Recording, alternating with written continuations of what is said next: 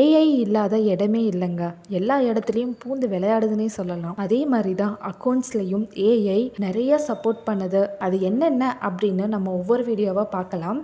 இதுக்கு முன்னாடி வீடியோ நான் ஜிஎஸ்டி பற்றி தான் போட்டிருந்தேன்.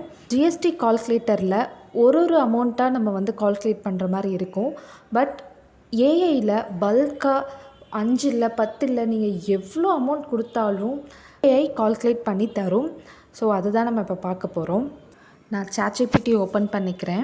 10,000லேருந்து 50,000 வரைக்கும் கொடுத்துட்டு ஜிஎஸ்டி 18% நான் கொடுக்குறேன். இப்போது லாகின் பண்ண சொல்லி கேட்குது. நான் ஸ்டே லாக் அவுட்னே கொடுத்துட்றேன். இப்போது என்டர் கொடுத்ததும் நமக்கான ஜிஎஸ்டி கால்குலேஷன் 1 கிளிக்கில் வந்துருச்சு.